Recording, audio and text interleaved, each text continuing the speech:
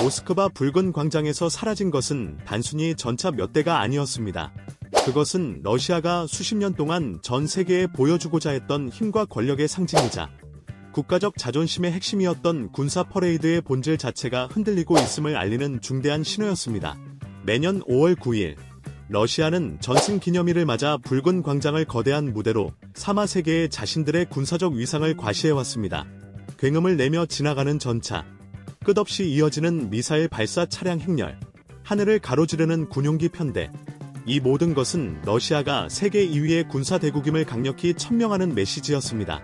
그 무대 한가운데 블라디미르 푸틴 대통령은 러시아의 힘이 여전히 막강하며 흔들림 없다는 것을 전 세계에 과시하듯 언론의 스포트라이트를 받았습니다. 하지만 올해는 완전히 달랐습니다.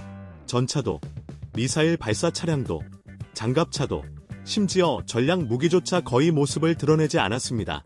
군사력의 상징이자 권력의 정점에 있던 무기들이 붉은 광장에서 사라진 것입니다. 더욱 충격적인 것은 그 빈자리를 채운 것이 다름 아닌 북한군이었다는 사실입니다.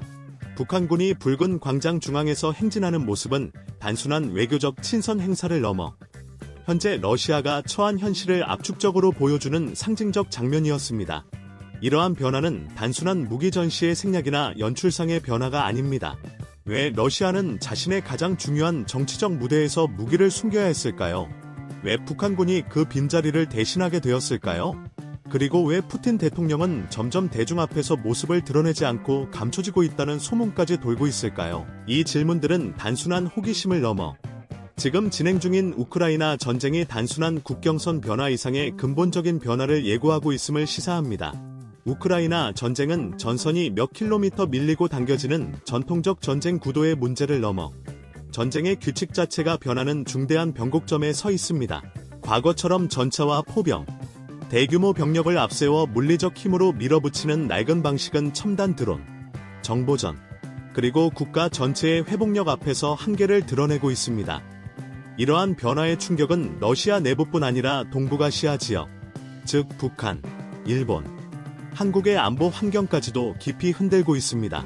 오늘 이 글에서는 먼저 올해 5월 9일 붉은 광장에서 벌어진 이 기묘한 장면부터 시작하여 러시아가 왜 전쟁의 주도권을 잃고 있다는 평가를 받는지, 우크라이나의 드론 전술이 어떻게 전쟁의 판도를 완전히 바꾸고 있는지, 그리고 이 현상을 단순한 해외 뉴스가 아닌 앞으로의 국제 질서를 보여주는 신호로 받아들여야 하는 이유까지 차근차근 살펴보겠습니다. 붉은 광장, 전승기념일의 상징성과 올해의 변화. 러시아에서 전승기념일은 단순한 공휴일을 넘어 국가 정체성의 핵심입니다. 소련이 나치 독일을 격파한 역사적 승리는 러시아 국민에게 깊은 자부심과 국가적 위상을 상징하는 자산입니다. 푸틴 대통령은 이 기억을 정치적으로 활용하며 러시아는 강하다, 어떤 위협에도 무너지지 않는다, 과거에도 서방을 이겼고 지금도 다시 이길 수 있다는 메시지를 꾸준히 전해왔습니다. 이 메시지를 가장 효과적으로 전달하는 수단이 바로 전승기념일 퍼레이드였습니다.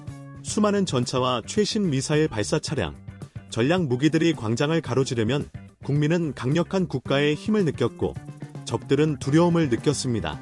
외국 정상들이 이 장면을 지켜보면 러시아가 고립되지 않았다는 선전 효과도 있었습니다. 그러나 올해는 그 무대에서 가장 중요한 배우들이 사라졌습니다.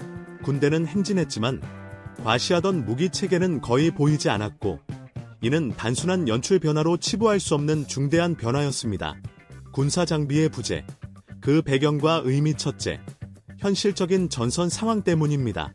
우크라이나 전쟁이 장기화되고 격렬해지면서 러시아는 엄청난 양의 군사 장비를 소모했습니다. 전차, 장갑차, 포병, 미사일 발사 차량 등은 단순히 퍼레이드용 장식물이 아닙니다. 이들은 치열한 전선에서 계속 사용 중이기에 보여주기 위해 모스크바로 빼낼 여유가 거의 없습니다. 이는 현실이 녹록지 않다는 명확한 신호입니다. 둘째, 보안 문제입니다. 우크라이나가 장거리 타격 능력을 빠르게 확장하면서 모스크바도 완전히 안전하지 않습니다. 만약 러시아가 붉은 광장에 대규모 장비를 전시했다가 그 공간이 공격받는 사고가 발생하면 군사적 손실을 넘어 푸틴 체제의 이미지에 치명적 타격이 될 것입니다. 즉, 러시아가 가장 과시하고 싶어하는 장면이 오히려 가장 큰 약점이 된 상황입니다. 그래서 올해 퍼레이드는 실제 장비 대신 과거 영상과 단순 연출로 꾸몄고, 광장에서는 병사들의 행진이 중심이 되었습니다. 거대한 무기들이 사라진 자리는 사람들의 대열로 채워졌지만 그 속에 북한군이 포함된 것은 훨씬 더 심오한 의미를 내포합니다. 북한군의 등장과 러시아의 의존성, 북한군의 붉은 광장 행진은 단순한 우호국 대표단 방문 이상입니다.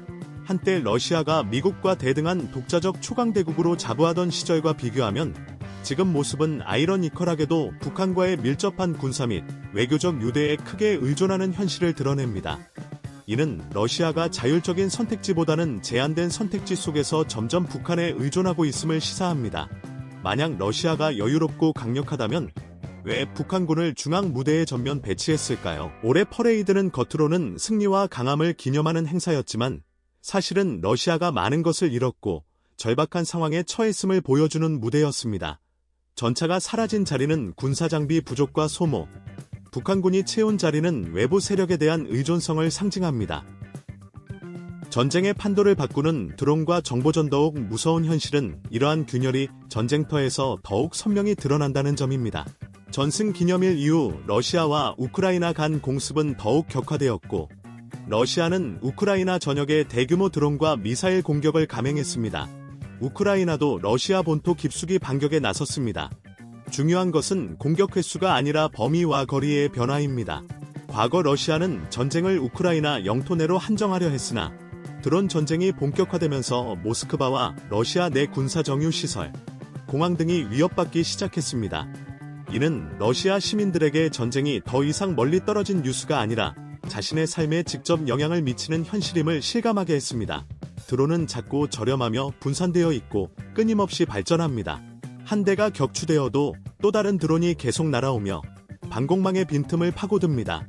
러시아는 고가의 전통적 무기와 병력으로 싸우지만 저렴하고 끊임없이 쏟아지는 드론 공격의 방어 비용 부담이 커지고 있습니다. 이 구조는 장기화될수록 강대국이라고 해서 반드시 유리하지 않은 상황을 만듭니다. 러시아 사회 내부의 균열과 병력 문제, 러시아군의 인명 손실은 천문학적이며 이를 보충하기 위해 빈곤 지역, 사회 취약계층, 심지어 죄수와 외국인 용병까지 동원하는 체계가 가동되고 있습니다. 이는 러시아 사회 내부의 불균형과 불만을 증폭시키고 권위주의 체제의 통제 한계를 드러냅니다. 전쟁이 길어지고 드론이 수도를 위협하며 희생자가 늘어나면 국민의 침묵은 불가능해집니다. 군사장비 보급과 경제적 압박. 러시아는 소련 시절 축적한 막대한 군사장비를 보유했으나 창고는 무한하지 않습니다. 오래된 장비는 수리 비용이 증가하고 서방 제재로 첨단 부품 생산이 어렵습니다. 군사 생산 집중은 민간 경제 침체를 초래하며 장기적 지속 가능성에 심각한 위협을 가합니다. 푸틴 대통령의 행보와 권력의 변화. 서방 언론은 푸틴 대통령이 공개 활동을 줄이고 보안 강화에 집중하고 있다고 보도합니다. 권력자가 자신감 있을 때는 국민과 직접 접촉하며 공개 행사를 자주 하지만 불안할 때는 활동을 제한하고 통제에 의존합니다. 이런 변화는 권력 내부의 불안과 균열을 시사합니다. 권력의 언어가 미래와 승리에서 질서와 보안, 국민 통제로 바뀌는 모습은 러시아 내부의 위기 신호입니다. 동북아시아 및 국제 안보에 미치는 영향. 러시아 우크라이나 전쟁은 동북아시아 안보에도 깊은 영향을 미칩니다. 북한은 러시아와 군사 외교적 관계를 강화하며 전쟁 경험을 축적 중이라는 보도가 있습니다. 드론 전술과 정보전이 한반도 군사균형의 새로운 변수로 작용할 가능성이 큽니다. 한국은 첨단 무기와 정보전, 동맹 및 산업 기반의 중요성을 재인식해야 합니다.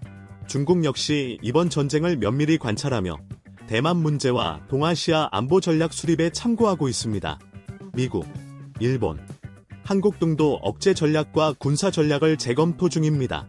붉은 광장에서 전차가 사라진 사건은 단순한 러시아 체면상의 문제가 아니라 21세기 전쟁 패러다임 변화가 공식적으로 드러난 상징적 순간입니다. 앞으로의 전망과 시나리오. 러시아는 여전히 군사적 자원과 핵무기를 보유하고 있어 완전한 붕괴 가능성은 낮지만 과거처럼 거침없이 진격할 수도 없는 상황입니다. 앞으로 러시아의 선택지는 크게 세 가지로 요약됩니다. 별표 대규모 공세 재개. 일부 지역에 화력을 집중해 진격을 시도할 수 있으나 비용과 손실이 커지고 우크라이나 드론 공격으로 준비가 지연될 위험이 큽니다. 별표 장기 교착 상태. 결정적 승리 없이 군사 경제, 외교적 충돌이 장기간 이어지며 드론과 탄약 생산, 국민 지지가 승패를 좌우하는 상황입니다.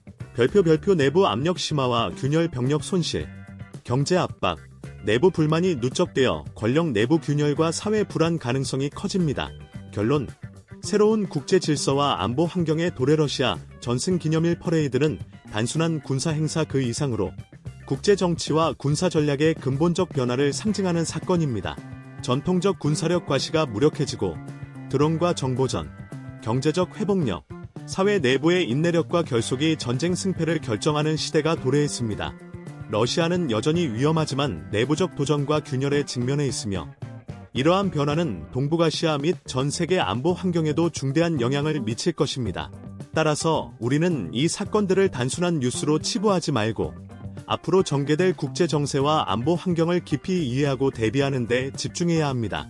푸틴 대통령의 은밀한 행보, 북한군의 등장, 드론 전술의 부상, 러시아 내부의 균열은 모두 새로운 세계 질서가 형성되는 과정의 일부입니다. 이 과정에서 국가들의 전략, 동맹, 경제, 기술이 어떻게 재편되는지 주시하며 미래를 준비하는 것이 무엇보다 중요합니다. 여러분은 이 상황을 어떻게 보고 계신가요? 러시아가 정말 전환점에 들어섰다고 보시나요? 아니면 아직 숨겨둔 반격 카드가 남아있다고 보시나요? 앞으로도 이 전쟁과 국제 정세의 변화에 대해 깊이 있는 분석과 소통을 이어가겠습니다.